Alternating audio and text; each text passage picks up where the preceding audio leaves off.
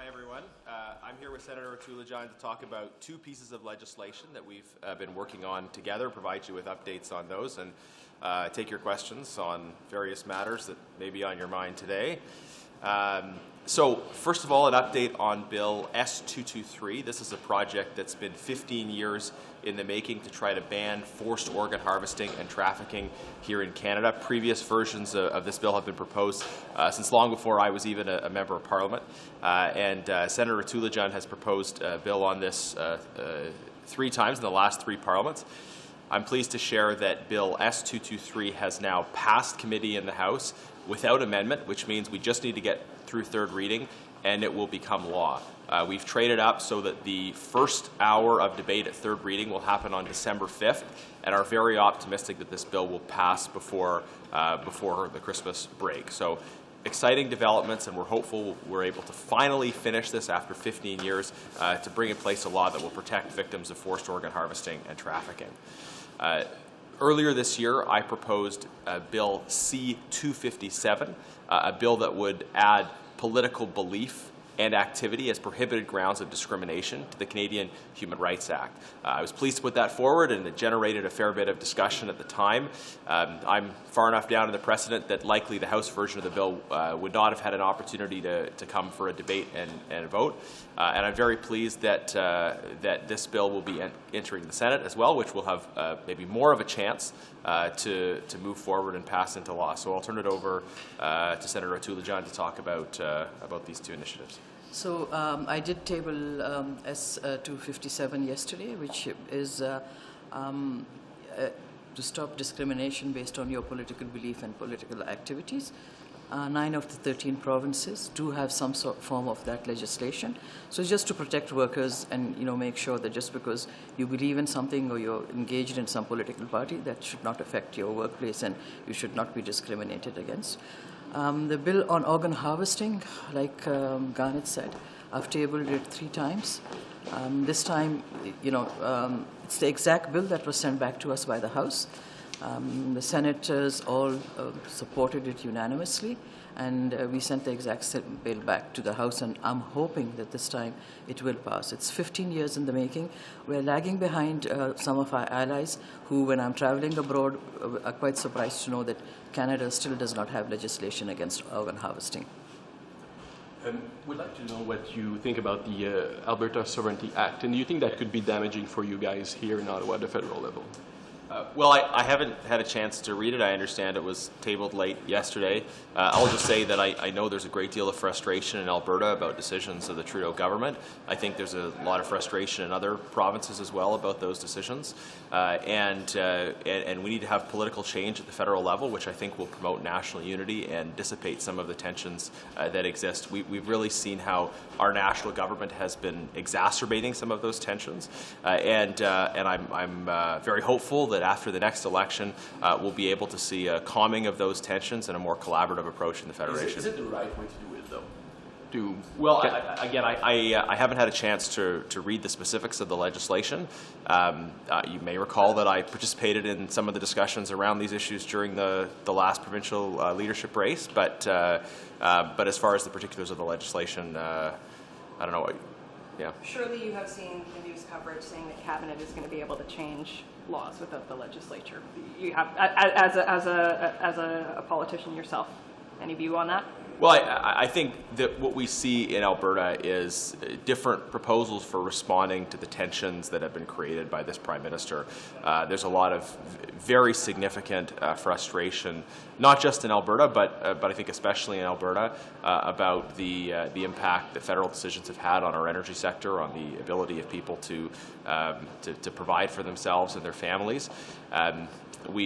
We are working at the federal level to address those tensions by creating the kind of collaborative federation in which every individual, every region of the country can pursue opportunity. Should we expect you to take a position on it for federal Conservatives? Is this something where you guys have to say, like, whoa, not, we're federal politicians, or is this something you need to engage with the Sovereignty Act? Well, I think the reality is it is very rare for for federal politicians to offer sort of detailed comments on proposed legislation at the provincial level. I think, I think there are a lot of cases where provincial proposals generate discussion and debate, but it would be quite rare for. I think sometimes we see efforts to shift the focus to provincial statutes when federal politicians should actually be focusing on their areas of responsibility. And I would just say that the Prime Minister needs to address the steps that he's taken that cause this kind of tension and frustration. And I think we could do more at the federal level to promote national unity, to promote understanding and respect between different regions. As an Alberta MP, what are you hearing from your constituents about Alberta's new premier, the leadership, how things are going, the Sovereignty Act? What are you hearing from your constituents? Well, I think there's a lot of frustration in Alberta about things like Bill C-48, C-69, the sense that on the one hand, the other parts of the Federation have benefited from transfer payments from Alberta, but on the other hand, we see roadblocks constantly imposed at the federal level that make it very challenging for us to develop our resources. In many cases, we're talking about Alberta energy displacing dirtier forms of energy around the world through export.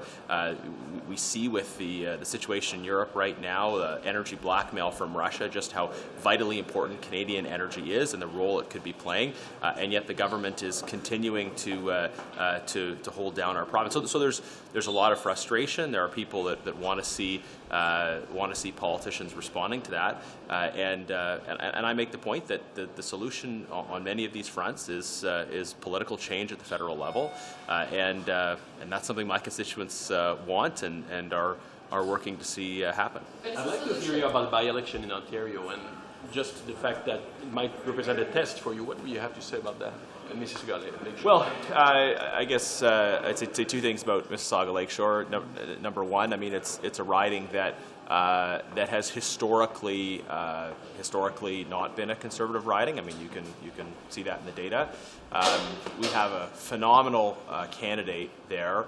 Ron Chinzer is a police officer with significant roots in the community, but he's also done great work on supporting gang exit, helping former gang members leave gangs, rehabilitate themselves, and become productive members of society. So I think I've had a chance to spend some time with him.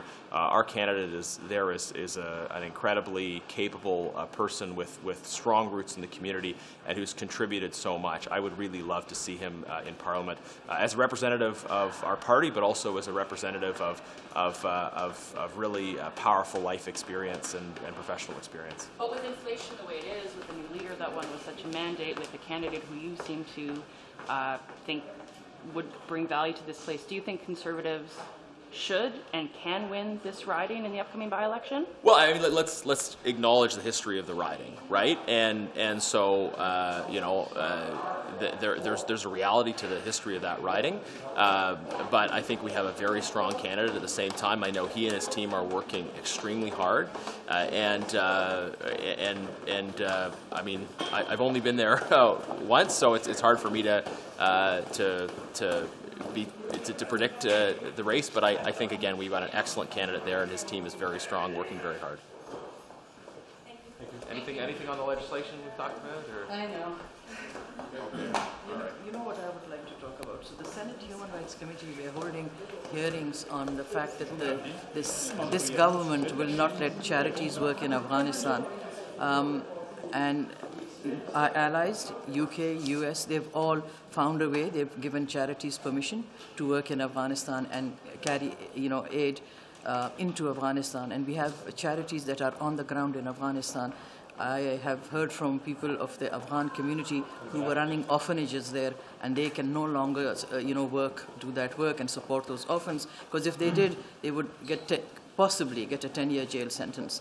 So we're asking this government to, it's very easy for them to let these charities work in Afghanistan on the ground, because we're hurting the very people we want to help. So the Human Rights Committee is doing 2 days of hearings on Mondays, the 5th and the 12th, and we have asked 3 ministers to appear, and I'm hoping they will appear. If not, I'm hoping, somebody from government will come and speak to us. Thank you. very much.